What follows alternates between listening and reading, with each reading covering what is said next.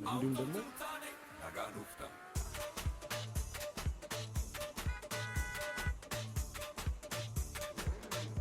This is culturalism.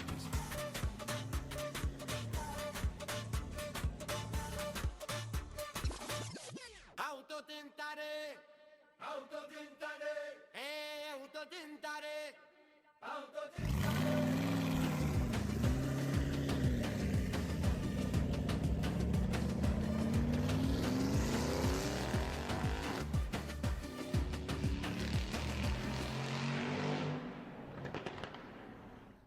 ፕሮግራማችን ላይ እንግዲህ በጉጉት ከሚጠበቀው መካከል አንዱ አውቶ ትንታኔ ነው። ዛሬ ምን ሊተነተን ነው? ምን ሊወራ ነው? ምን ሊነገር ነው? ጎስሽ በቃ በጣም ዛሬ እንግዲህ የኢትዮጵያ ካላንደር ገና ነው ብለን ብናስበውም የፈረንጆቹ ገብቷል። የኛ ማርኬት ደግሞ ከቻይኖቹ ጋር ያው ኮኔክሽን እንዳለው ይታወቃል። ኦልሬዲ ሲጠበቅ ነበር 2026 የኤሌክትሪክ መኪና ይቀንሳል ይጨምራል ወይስ ያለው ሁኔታ ምንድነው የሚሉ ጥያቄዎች እስካሁን በጣም ከባድ ጥያቄ ነው። ውዝግብግብ ያደረጉ ጊዜ አጥቼ ነው እንጂ ከዚህ በፊት የተናገርናቸውን አየይዤ ዛሬ ፕሮግራም ብሰራ በጣም ደስ ይለኝ ነበረ። ምክንያቱም 2026 ሲገባ በጣም ያልተጠበቁ ጭራሽ ይሆናሉ ተብሎ የማይገመቱ ነገሮች ተፈጥሯል። የቻይና መንግስት እውነት ለመናገር አድናቂያቸው ነኝ። በአንድ በኩል ደግሞ በቃ ዘሞስት አወዛጋቢ መንግስት ካለ እዛ ጋር ያለው አካል እና ምን ይባላል አንድ ገበሬ ሜትሮሎጂ ተመልክቶ ዝናብ ሊዘንብ ነው ይልና ዝናብ ሊዘንብ ይችላል ብሎ ምርቱን ይሰበስባል። ገና ሳይደርስ ገና እንደው የመጣው ይምጣ ብሎ እና ዝናቡ አልቀረም። ዝናቡ መዝነቡን ተወ። ምን ይፈጠራል? ይዘንባል ብሎ አጨደ። በኋላ ግን አልዘነበም። እና አሁን ላይ እየተወራ ካለ አንድ ትልቅ ንግግር ይሄ ነው እዛ ቻይና ላይ። እና ከመሰረቱ አንስተን ትንሽ ነጥቦችን እናንሳ፣ ሰዓቱ ባይበቃንም ማለት ነው። 2024 የመጨረሻው 2025 የመጨረሻው ኳርተር ላይ እነ ዩቢኤስ ስታሊ ኩይ ዶንግሾ የሚባል ታዋቂ ተንታኝ አለ። የተነተኑት ትንታኔ አለ። ሁሉንም አንብቤ ያለው መጽሐፍ የሚያክል መጣጥፍ ምንድን ነው የሚባለው ጽሁፍ ነው የሚጽፉት። በጣም ከባባድ ጽሁፍ ነው የሚጽፉት። የጥናት ዘርፎች ናቸው።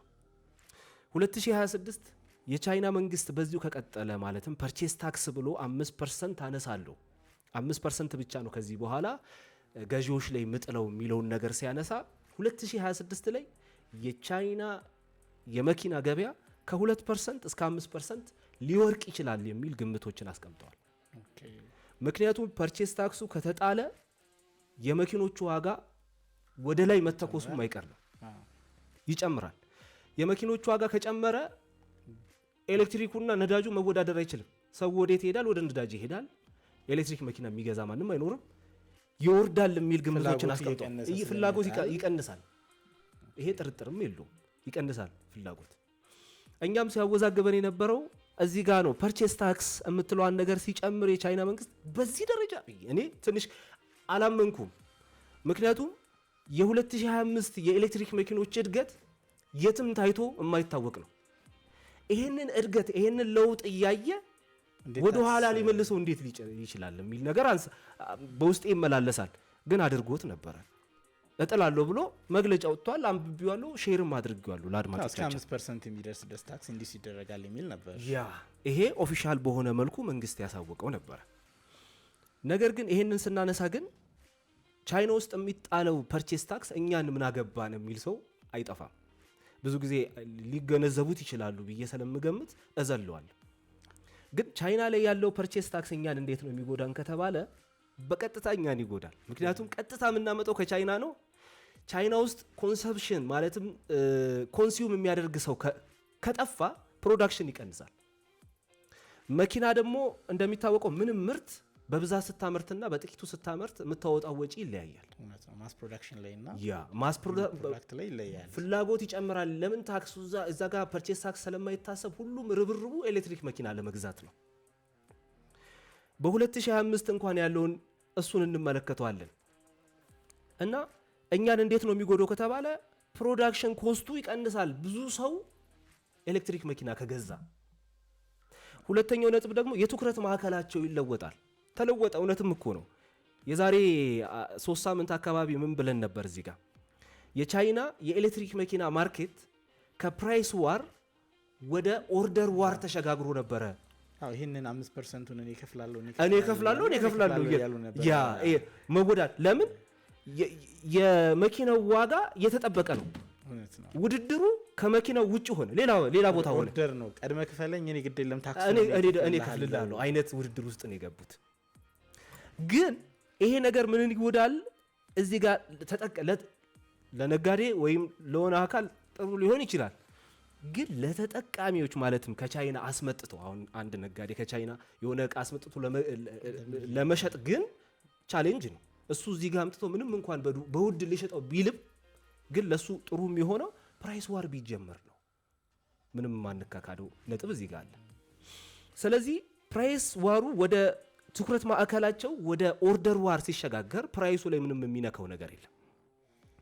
አሁን ችግሩ የመጣው ምንድነው? አሁን የመጣው ለውጥ ነው በዋናነት በጣም አሳሳቢ ሆነው። ምንድነው የተፈጠረው? አሁን ያለውን ነገር እናንሳው እስቲ ኢንሳይቶችን እናንሳ። 2025 ላይ ምን አይነት ለውጥ መጣ? ማን ነው አንደኛ? ምክንያቱም ኦርደሩን በደንብ ቻሌንጁን ተቋቁሞ ጥሩ ውጤት ያስመዘገቡትን መኪኖች መግዛቱ ያዋጣል 2026። እዛ ጋር ስንመጣ 12 መኪኖች የራሳቸውን ኢንሳይት አጋርተዋል በግልጽ ማለት ነው። ከነዚህ ውስጥ 100% እቅዳቸውን ያሳኩት 5 የመኪና ተቋማት ብቻ ናቸው 100%። እነሱም BYD፣ ጄሊ፣ ሊፕ ሞተር፣ ኤክስፒንግ እና ሻውሚ። በነገራችን ላይ ኤክስፒንግ እና የሻውሚ አድናቂ ነኝ። እስካሁን አላየሁም ሀገር ውስጥ በጣም አድናቂያቸው ነኝ። አዲስ ናቸው። በጣም አግሬሲቭሊ ነው የገቡት ወደ ማርኬቱ በጥራት ነው ለዛው ማለት ነው በጥራት ነው የገቡት። እና ሊፕ ሞተርስ ከሁሉም አንደኛ ነው የወጣው። ማንም አልጠበቀውም ነበር። 119% ነው እቅዱን ያሳካው። የሸጠው ተሽከርካሪ 596,000 ተሽከርካሪ ሸጧል። ኤክስፒንግ 429,000 113% አሳክቷል እቅዱን። ሻውሚ ደግሞ 400,000 መኪና ሸጠው 116% አሳክቷል። BYD ከዛ በፊት ጄሊ 101% አሳክቷል። BYD 100% አሳክቷል። BYDን እዚህ ጋር ማድነቅ ፈልጋለሁ። ያደነኩት ለምንድን ነው?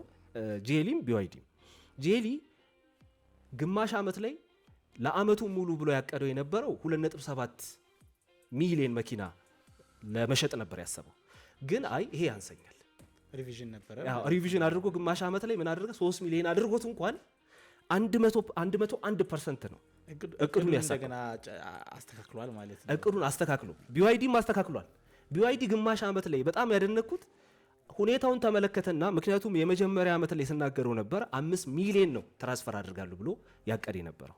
ነገር ግን ግማሽ ዓመት ላይ ግን ነው አስተካክያለሁ 4.6 ሚሊዮን አድርጋለሁ። የሚገርም አመቱ ሲያልቅ አናቷ ላይ ራሱን 100% አናቷ ላይ ነው ሚተር ያደረገው። በዚህ ሁኔታ ውስጥ ባለው ሁኔታ እንዴት ነው መንግስት ወደ ኋላ ሊመልሰው የሚችለው? ትንሽ ከባድ ይመስለኛል ይሄንን ለመረዳት ማለት ነውና አሁን ይሄ ሁሉ ሁኔታ ባለበት አንድ በጣም አሳሳቢ ነገር የተፈጠረው እኔ ጭራሽ ያልገመትኩት ማለት ነው። መረጃውም ትናንትና ማታ አመሻሹ ላይ ነው የወጣው። እነዚህ አካላት ተረጋግተው ተቀመጡ። የቻይና መኪና ማለትም ሀገር በቀል የሆኑት ኦኬ በቃ አሁን ምንድነው ያደረገው የቻይና መንግስት? በዋናነት መኪኖቹ ላይ ፐርቼስ ታክስ ጥላለው ያለውን ጭራሽ ታክስ አሪፍ አድርጎ አመጣው። ታክስ እንደውም የተሻለ ታክስ ከ2025 የተሻለ የተወሰነ ማሻሻያ አድርጎ ማለት ነው። በመኪናው ፐርሰንት ላይ አሁን 5% ጨምራለሁ ብሏል አይደል? ለምሳሌ ቻይና ውስጥ ያለ አንድ ሰው አሮጌ መኪናውን ስክራፕ ውስጥ ጥሎ ኤሌክትሪክ ቢገዛ 12% ነው ፐርቼስ ታክስ የሚታሰብለት። በፊት 10% ነበር፣ 2% ጨምሯል። ሁለተኛው ነጥብ ደግሞ ኤሌክትሪክ መኪና እንዲሁ ቢገዙ ደግሞ 8% ያክል የኤሌክትሪክ መኪና ታክስ ተጨመረላቸው። ይሄ ነገር ባለበት ልክ ታክሱን እንደ ቀርቦ ከ2025 ጋር አመሳስሎ የቻይና መንግስት ሲቀጥል ጃንዋሪ 1 ቀን የማይገመት ነገር የተፈጠረው የቻይና ጆይንት ቬንቸር የሆኑ መኪኖች እነ BZ3 እነ BZ4X የተባሉት የቻይና ጆይንት ቬንቸር እነ ሳይክ እነ ቤክ እነ ፋው የሚያመርቷቸው መኪኖች ጃንዋሪ 1 ቀን ጠበቀና BZ3 የ2026 ሞዴሉን ላንች ካደረገ በኋላ 9800 ዩዋን አድርግ ያለው ማለትም ከቀድሞ ብራንድ 60,000 ዩዋን ቀነሰ። ፕራይስ ቀነሰ። ማን ነው? ጆይንት ቬንቸሮች። ጆይንት ቬንቸር ማለት ካምፓኒዎቹ ሌላ ሀገር ነው ያሉት፣ በጆይንት ነው የሚሰሩ። አሁን ዋጋ 60,000 በአንድ መኪና፣ የአንድ መኪና ዋጋ እኮ ነው። እነ ቻንጋን ሎሚን የሚባሉትን መኪኖች የሚገዛ እንደውም ቻንጋን ሎሚ 50,000 ነው የአንድ መኪና መግዛት የአንድ መኪና ዋጋ፣ ለዛው መካከለኛ ተብሎ መኪናው ማለት ነው። እሱን ቀጥሎ የሚያሳዝነው ቶዮታ ይሄንን ካደረገ በኋላ ኪያን የቀጠለው እሱም ጆይንት ቬንቸር ነው። ምን አደረገ? 69,900 ሸጣለሁ ብሎ ከኔ ግዙ ማለት ጀመረ። አሁን ትናንትና የተፈጠረ ነገር ኪያ ቀጠለ። ከኪያ ቀጥሎ እሱን እያልኩኝ አይኔ እያየ ውሊንግ መጣ። ውሊንግ ታውቀዋለህ? እዚህ ሀገር ውስጥም አሉ። ውሊንግ ደግሞ በሚገርም ሁኔታ 38,000 ዩዋን ኑና ግዙኝ። በፊት 50,000 ይሸጥ የነበረው መኪና አሁን ያቺ ፐርቼስ ታክስ ፉልፊል እንዳደረገች ማለትም መንግስት በሌላ መልኩ እንደሚያገኙ ሲያረጋግጡ ወዴት መዞር ጀመሩ? ወደ ፕራይስ ታክስ፣ ወደ ፕራይስ ዋር ውስጥ መግባት ጀመሩ።